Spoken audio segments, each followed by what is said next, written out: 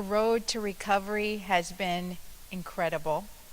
She's been referred to as a walking miracle, and even people who don't believe in miracles now do after meeting Melissa. She's a speaker and an advocate with Hands Across the Bay, and she is saving teenagers all across high schools in Pinellas County from the grips of dating abuse. She will be featured on our Taking Action Against Domestic Violence 8th annual campaign as one of our wonderful heroes. Please join me in welcoming someone who we all think is not just a hero, a superhero, Melissa Dohme. Share my personal experience of overcoming evil and transforming it into a life of purpose and service to others. I believe each and every one of you in this room has a special purpose and the ability to change the world in our own unique way. But you must believe in yourself and communicate your idea in some way that it resonates with others and never give up on your goals. It is my goal that someday domestic violence will truly be a thing of the past, and we will look back in history and be completely appalled that violence against women is dominating the headlines week after week. Obviously, I can't do this alone, and we must raise our voices together, because being a bystander and remaining quiet about this issue is why the violence will continuously grow and wreak havoc on our generation. According to the National Coalition Against Domestic Violence, statistics prove that every 9 seconds in the United States, a woman is assaulted or beaten. This equates to 10 million abuse victims annually. 1 in 3 women have been a victim of physical violence, and 1 in 3 teenagers are currently in some form of abuse right now in their relationships. This is a rate that far exceeds any other types of youth violence. To me, when I first learned about these statistics, it was very startling and heartbreaking. Some of you may know the nightmare of domestic violence too well, but others may be thinking, this will never happen to me or someone I love, because we know better or we're smarter than that. I once thought the same about myself, but that was until I found myself to be the one threatened, full of fear, beaten, and almost murdered at the hands of my ex-boyfriend, whom I met at Clearwater High School my junior year. Domestic violence does not discriminate. It can happen to any race, religion, culture, or age. Abusers can be male or female. Domestic violence doesn't care if you are educated or not, rich or poor. On January 24th, 2012, domestic violence didn't care that I was a 20-year-old college student with a life full of dreams ahead of me when I was called over and over in the middle of the night by my ex-boyfriend and manipulated into meeting him for one last hug to have closure from our two-year relationship. This relationship had just ended 3 months prior, my choice, due to verbal, emotional, mental, and physical violence. He said, after everything we've been through, can you just give me a hug? I'll leave you alone forever and never bother you again. It will only take 2 minutes of your time. He was crying, pathetic, begging just to see me for a minute, and promised he would leave me alone forever. I had an exam early the next morning, and I knew the calls wouldn't stop. So I took my phone and pepper spray in case anything was to happen, and reluctantly agreed. I ignored the most important gift God gave me and each and every one of us, my intuition. As soon as I walked outside, I knew something was wrong, and I could feel it. But I was already outside, 20 years old, thought I could handle it, and I was completely uneducated about the fact that after ending an abusive relationship is the most dangerous and volatile time, and when a majority of murders occur. My ex reached his arms around me for the hug that he cried and begged for on the phone, but immediately I heard a knife click, and he began stabbing me over and over, 32 times total, using 2 knives, all while my mother slept inside the house. By the grace of God and many miracles, my story didn't end there that horrific night, although my injuries were very severe. As I said, there was 32 wounds total. 19 of them were to my head, neck, and face. The majority my arms and hands in my defense. I had my skull broken, nose broken, jaw broken, several missing teeth. My facial nerve was severed, leaving me with paralysis. I had extreme trauma to my brain and a severe loss of blood, which caused me to also have a stroke in my cerebellum. I was given 12 units of blood and had my entire blood volume replaced twice. But the trauma surgeon said that since I wasn't giving up, neither were they, and they worked hours to stabilize me and stop the bleeding. Rock bottom is a solid foundation upon which I rebuilt my life. Yes, thank you.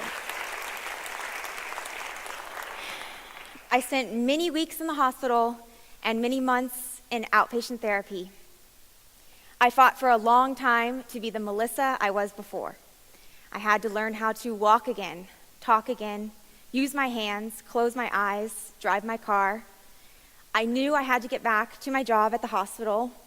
I knew I had to get back to school to start nursing classes.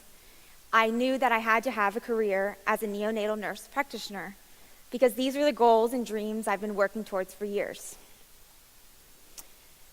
I could have never prepared myself for what happened.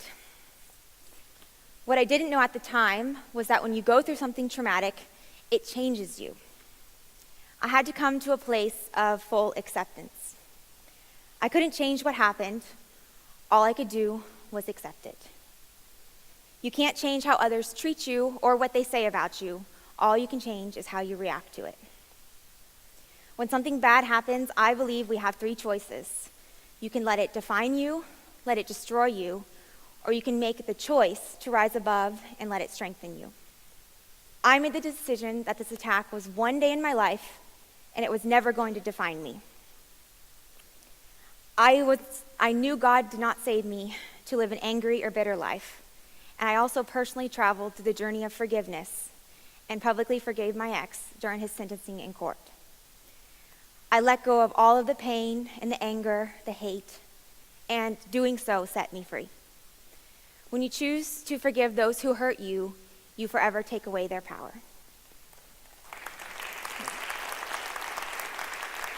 I also learned the true meaning of determination and what it means to never give up.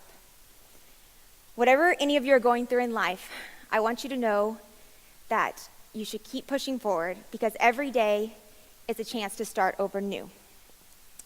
Pain and hard times are inevitable, but I promise that it is only temporary. You are certainly stronger than you realize, and I hope that you'll never lose hope for better days. I've told myself many times, this is just a bad day, not a bad life. I celebrate small victories as huge accomplishments and wake up each day with a grateful heart just to be alive and well. I knew that there was some reason that I went through all of this pain and still be here to talk about it. I also learned that if you can't change your situation, you have to change your view of it. I couldn't close my eyes and make all the scars disappear. Instead of keeping victim mentality and moping in self-pity, asking, why me? Why did this have to happen to me? I began to think, why not me? Because I'm the type of person who is going to do all I can as a survivor to persevere and help others. I feel it is my duty as a survivor to speak out for victims hiding in silence and fear, for anyone who has been emotionally beaten down by someone who claims to love them. I wish I knew then what I know now, and I never want another young woman to go through the same. I also share my story from my fellow survivor sisters. Our experiences may vary, but knowing we are not alone in this fight is so important as we move forward together. Most importantly, I share my story to be the voice for those who have been forever silenced, because their abuser succeeded in taking their life. I am carrying on their voice as I speak to you today. I always have a hard time saying that. Sorry.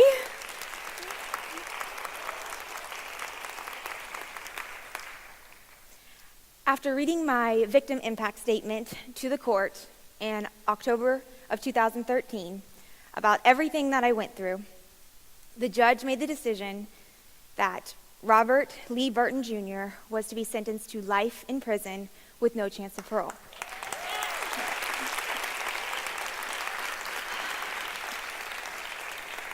That was a defining moment in my life. I could no longer silence my inner voice telling me I was saved for something bigger.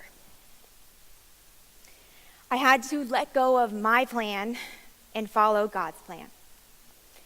I decided to take a huge leap of faith, quit my job at the hospital, change my school plan, and become a full-time advocate for an organization that also helped me, Julie Weintraub's Hands Across the Bay.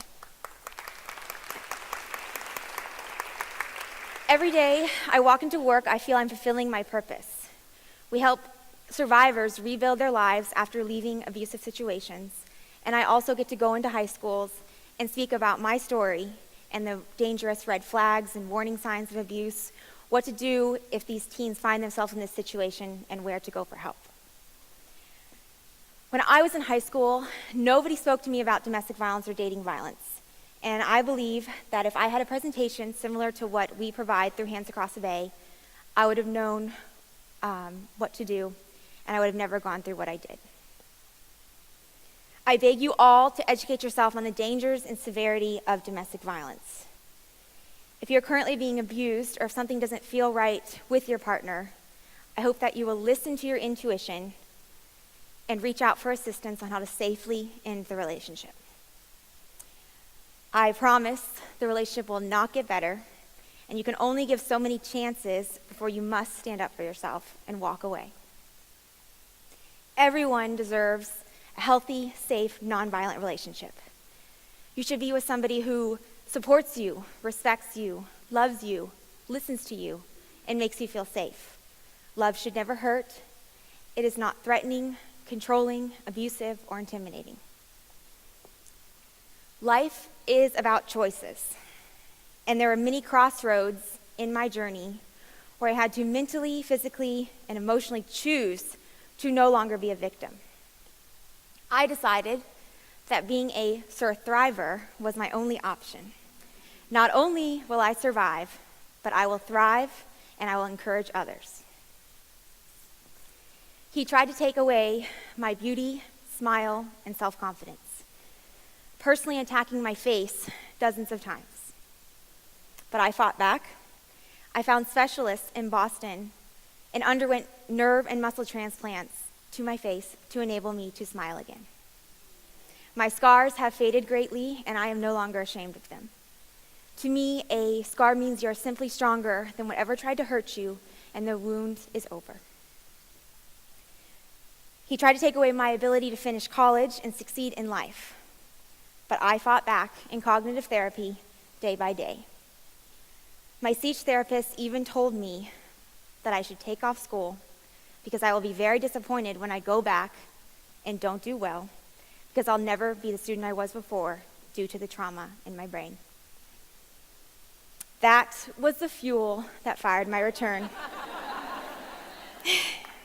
It was hard and still is. Thank you. But I never gave up. I'm happy to announce I also graduated in May of this year, summa cum laude, with my, yes, thank you, with my bachelor's in management and organizational leadership from St. Petersburg College. I work full-time to support myself completely, and I have never made excuses. He tried to take away my voice. Literally, my voice box was stabbed, and the doctors weren't sure if I was to be able to speak again. When they took me into surgery to repair the damage shown on the x-ray to my larynx, God took it upon himself to grant a medical miracle and heal the damage. The doctors sutured my neck, took me back to the ICU, and returned to tell my family the great news. I will never be silenced again.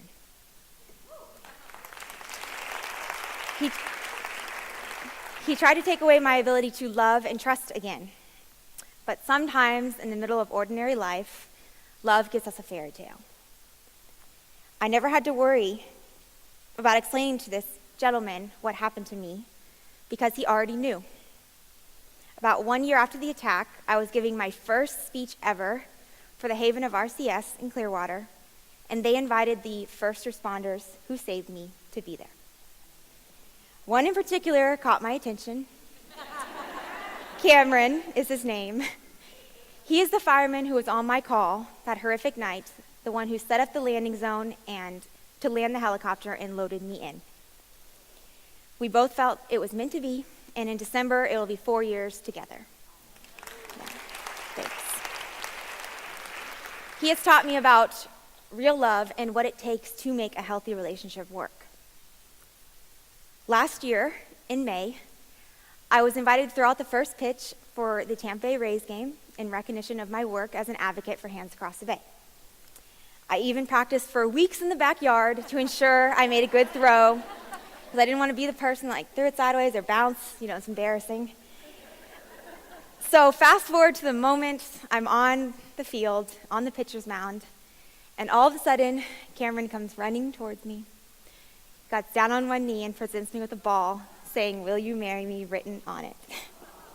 Of course, I said yes. And the reason I share all of this with you is to remind you that you can make the conscious choice to have a happy, positive life after tragedy, and that there is love after abuse, but you first must love yourself completely before you can be loved by someone else. Thank you. I've taken the experiences and mistakes I've made and turned them into lessons and teaching tools for others. Whatever excuses you're telling yourself in your mind on why you can't move forward to succeed with life, love, your career, I hope that you will dig deep inside, think of me, and let my story remind you that the transformation from victim to victory can be done. Thank you.